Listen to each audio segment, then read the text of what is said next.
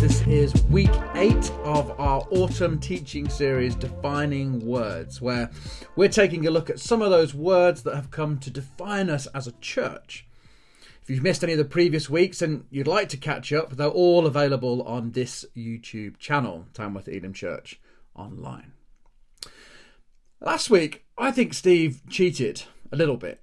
Instead of looking at a few words, he chose to look at an entire paragraph. Now, don't get me wrong, it was a good paragraph, but it definitely broke the rules a bit.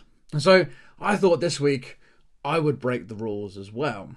Instead of looking at some defining words, I thought I'd look at some defining furniture instead. Don't panic, I haven't lost my mind. I am going to look at the Bible as well, but just come with me for a minute or two, because I want to show you this picture that I took of a chair. There it is.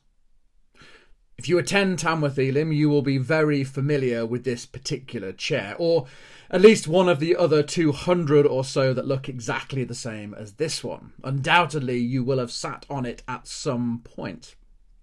I took this photo a little while back because I noticed that this particular chair seems to be suffering in a number of different ways.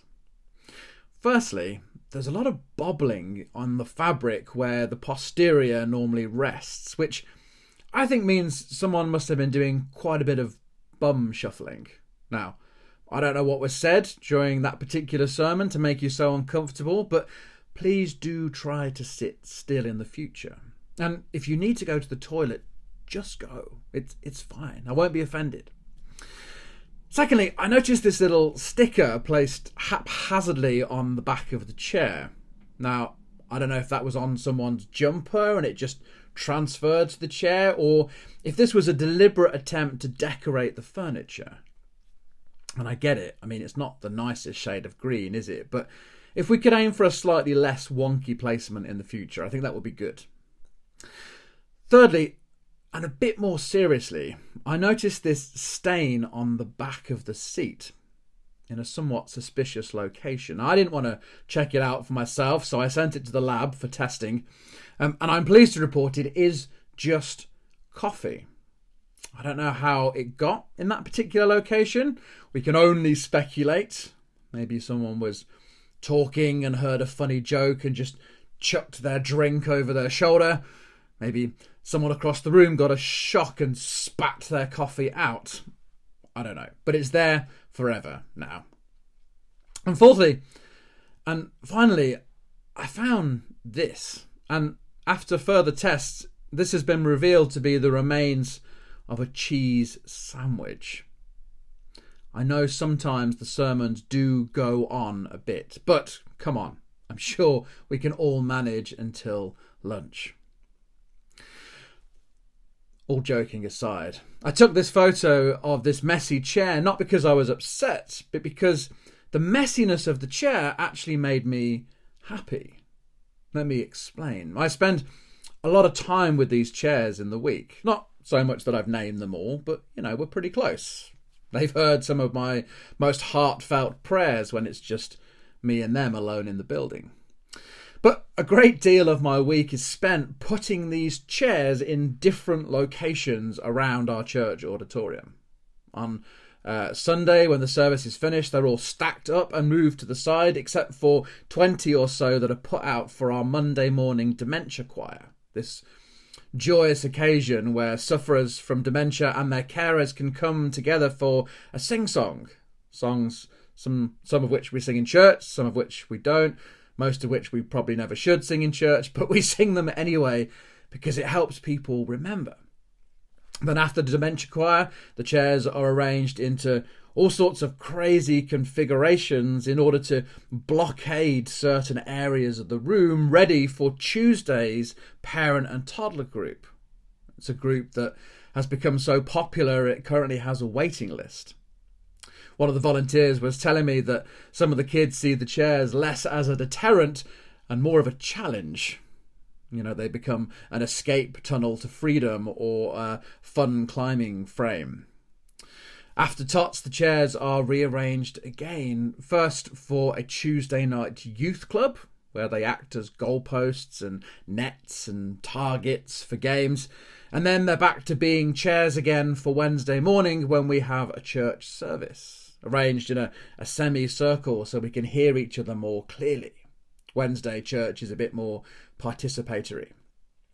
After the Wednesday service, everyone pitches in and puts the chairs ready for Alpha at the moment. We create this really long table with chairs all around it so we can all sit and eat together. And then after Alpha, they're moved again onto separate tables ready for Hope, our Thursday coffee and cake club for the elderly.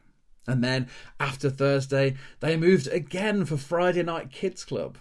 And at Kids Club, the chairs are sat on in the most creative ways imaginable. Feet first, backwards, upside down. Kids never really sit still, do they? Sometimes they're even used on a Saturday, perhaps for a funeral or a wedding or a party or a conference before being set out again for Sunday. It's no wonder that they're looking a little bit frayed around the edges, right? But the thing is, I wouldn't have it any other way, because these chairs are a gift from God. They're to be used for his purposes, to make a difference in his kingdom, in this town, in this community. I wonder how many people over the years have sat on these chairs and heard of God's love for them for the first time. I wonder how many people have sat on these chairs crying their eyes out while another sits alongside them, perhaps with an arm around their shoulder, praying their best prayers together. I wonder how many people have found friendship and family sitting on these chairs, spilling their coffee and eating a cheese sandwich. Yes, it's just a chair. But in the hands of this community, this chair and all the others like it have the potential to make a real difference in people's lives if used in the right way. Okay, enough about chairs for now. Let's open the Bible. If you've got one with you, I'm going to be reading from the Gospel of Luke, chapter 12. And just to set the scene, Jesus is in the middle of speaking to this enormous crowd of people, many thousands of people. And then all of a sudden, in verse 13, someone calls out to him, "Teacher, tell my brother to divide the inheritance with me." Now, obviously we don't know the full background here, but clearly this brother has come into some money, perhaps some property, maybe even some possessions, and his sibling wants him to share it. Jesus responds, I think, in the best way possible.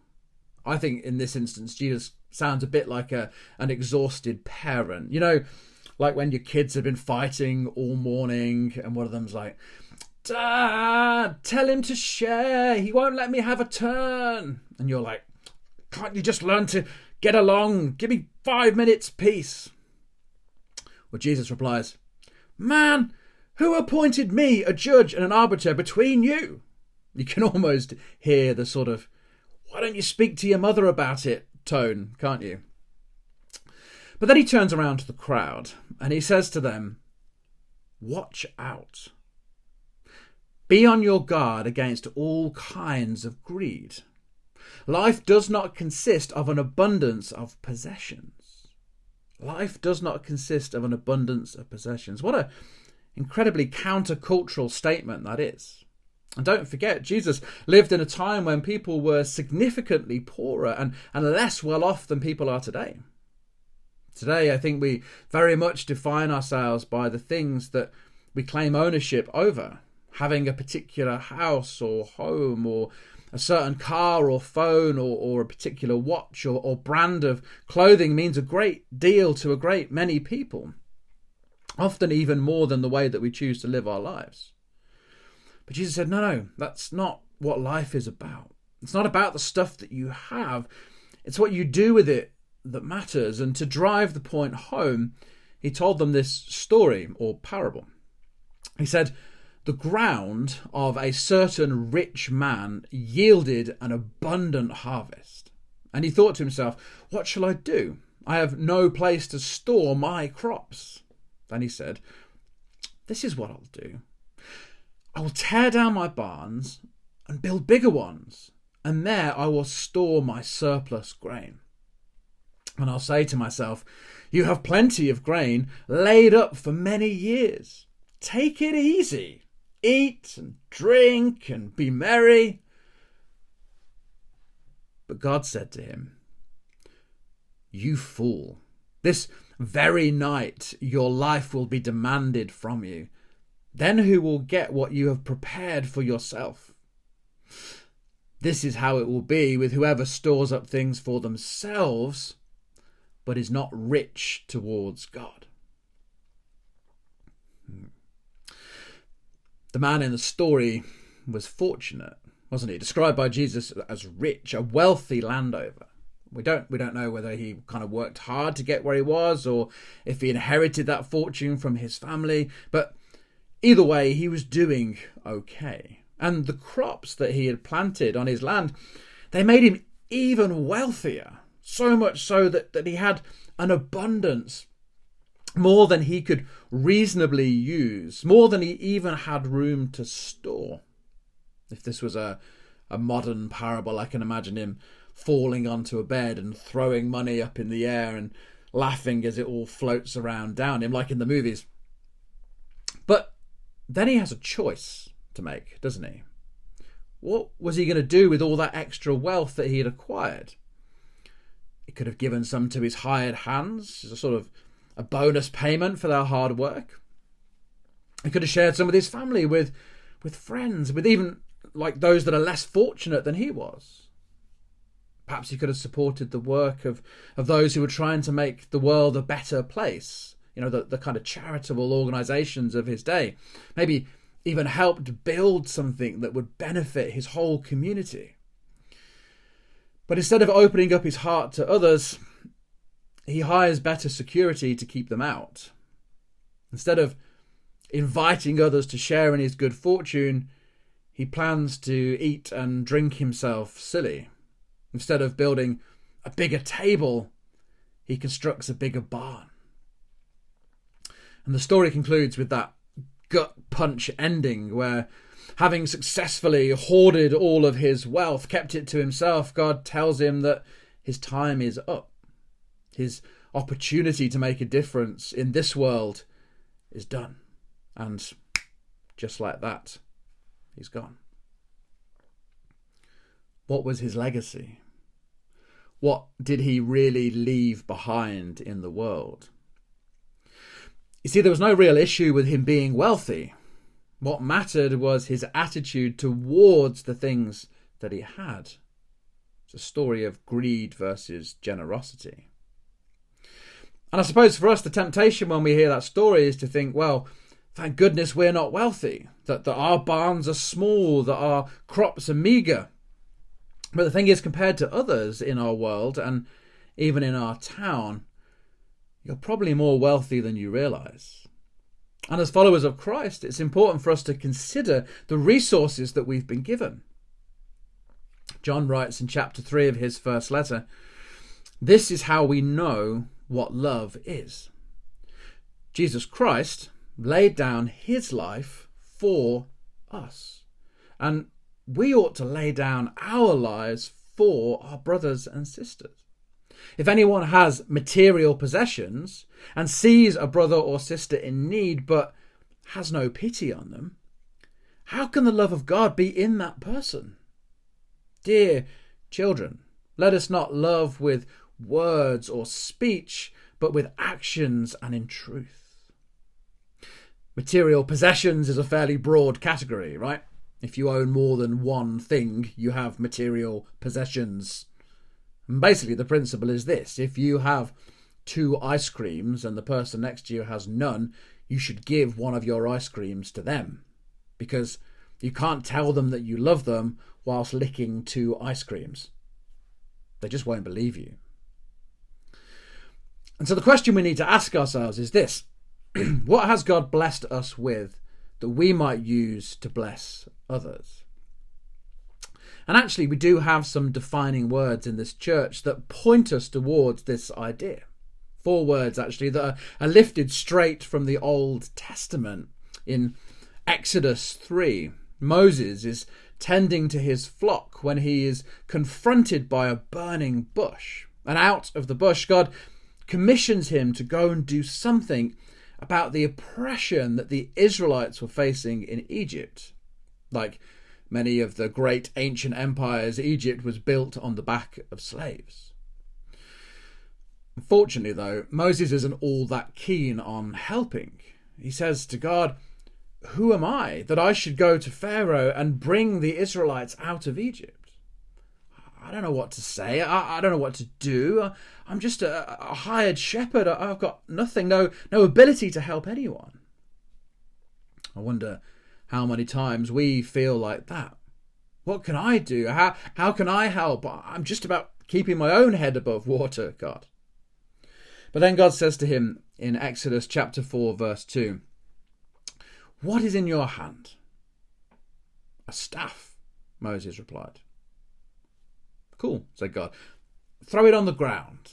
And as he did, it turned into a snake. And then when he picked it up, it turned back again. And God said, "All right, let's use that to show the Egyptians that I've sent you." Paraphrasing slightly. But this staff, it just keeps cropping up again and again and again in the story of Moses. He uses it during the plagues to part the sea, when they escape, to bring water from a rock to keep them from dying, to help win a war against the Amalekites. It's just a stick, right? But when dedicated to God's purposes, it becomes this incredible, powerful tool in its hands. Just like my chair. On the surface, it's ordinary and unimpressive, but dedicated to God's purposes, it can be truly life-changing. We all have things in our hands that can be used to serve God's purposes, things that we have been given or that we have acquired that can be a blessing towards others. Maybe for you, it's money. We don't talk about money in this church very much, and we definitely don't talk about tithing because we don't really believe it's a principle for us today. Tithing comes from Leviticus 27:30, where it says a tithe of everything from the land, whether grain from the soil or fruit from the trees, belongs to the Lord. And the Hebrew word tithe means tenth. And so some churches teach that you should give 10% of your income to the work of the church. But Paul writes in the New Testament, each of you should give what you've decided in your heart to give, not reluctantly or under compulsion, for God loves a cheerful giver. God is not interested in a begrudging gift from us. I mean, we don't even take up an offering on a Sunday morning in our church because we don't want people joining us for the first time to think that we're more interested in their money than we are in them, because we're not. I mean, you can attend here for as long as you want and never give us a penny, and that's completely fine. I have no idea who gives what, and I don't need to know. But all of the ministries in this church, all of the functions of those chairs are funded by the generosity of its members. And I want to say thank you to those of you who use your wealth to bless this community. It's incredible what you do. Thank you for your giving. Maybe, though, for you, you don't feel like you have a lot of money, but perhaps you have a home. What an incredible blessing it is to have a home. Do you know there are over 270,000 homeless people in the UK right now? And that figure includes 123,000 children. That's mad, isn't it? I remember being so humbled last year by the generosity of those who opened up their homes to Ukrainian refugees. Amazing. Some of you in this church I know are foster parents, and some have even adopted children. Personally, I don't think there's any greater ministry than that. Really, I don't. I used to work in social care, and I know how many kids are desperate for a place to call home. Even this week, I heard again that adoption rates in the UK are declining. But we can all use our homes to bless others, right? We can invite people round, we can share a meal or even just a cup of tea and a biscuit. That's part of the reason why I love running a life group, because it allows me to use my home to bless others. And it forces me to tidy up once a week. Maybe you're too young to own a home, but you have a phone. I had an experience recently where I had to ask a young person to show me how to do something on my phone. It was very humbling. I've never felt so old and out of touch. But the reality is, there is no limit to what we can do on our phones these days, right? You know, you could send a message to somebody right now that could change the entire course of their day. You could offer to pray for someone. You could call someone that you know is lonely and maybe hasn't spoken to anyone for a long time. You could get on social media and instead of moaning about the state of the world, you could spread some positivity. Perhaps it's not stuff that you have in your hands, but skills. I quite like designing things, graphic design. And I get really excited whenever we have a new ministry in the church because I get to make a new logo. It's really sad, I know. But maybe you're a musician or a singer and you could come and join us on a Monday or a Sunday. Maybe you're good at problem solving or project management or fixing stuff. Maybe you're creative. How might you use those skills to help others? But what if you don't feel that you have anything in your hands? Well, I suppose you still have your hands themselves. Hands that can be placed on someone's shoulder to offer comfort in a time of hardship. Hands that can reach out to someone who is drowning, pull them back from the edge. Hands that can hold the hands of those who are sick, who are suffering, who are dying. Hands that can wipe the tears from someone's cheek, embrace someone who needs a hug.